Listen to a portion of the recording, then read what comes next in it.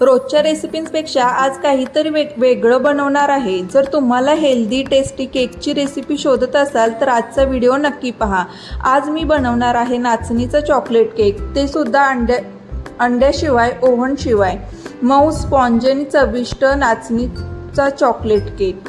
तर हा व्हिडिओ शेवटपर्यंत नक्की पहा।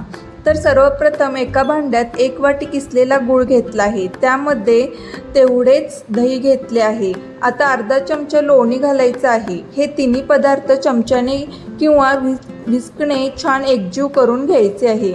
गूळ पूर्णपणे विरघळला की मिश्रण छान क्रीमी दिसायला लागते।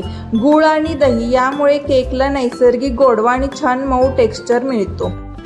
आता चाळणीमध्ये 1 वाटी नाचणीचे पीठ घेतले आहे, त्यामध्ये बेकिंग पावडर आणि बेकिंग सोडा घालून सर्व साहित्य चाळणीने चाळून घ्यायचे आहे।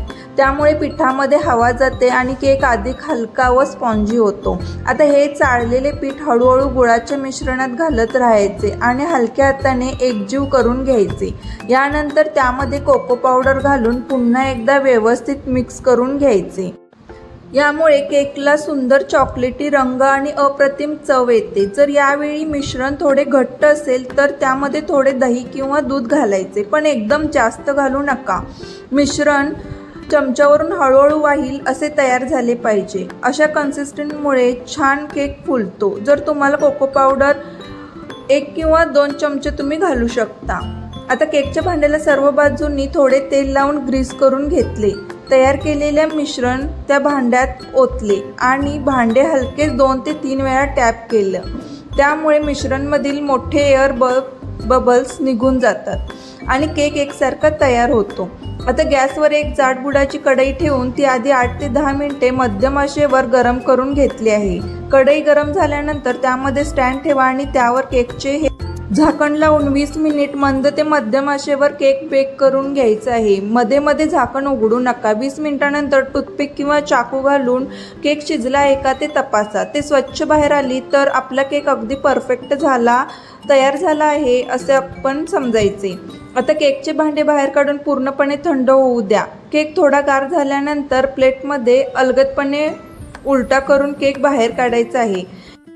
किती सुंदर आणि स्पॉन्जी केक तयार झाला आहे ते तुम्ही पाहू शकता। आता या केकवर आपण गनाश तयार करायचा आहे। त्यासाठी एका कढईमध्ये थोडे पाणी गरम करून घ्या। त्यावर एक स्टीलचा किंवा काचेचा बाउल ठेवा। बाउलमध्ये डार्क चॉकलेट, दूध, लोणी घाला। सगळे पदार्थ वितळेपर्यंत सतत हलवत राहा। काही मिनिटातच गुळगुळीत आणि चमकदार चॉकलेट गनाश तयार होईल।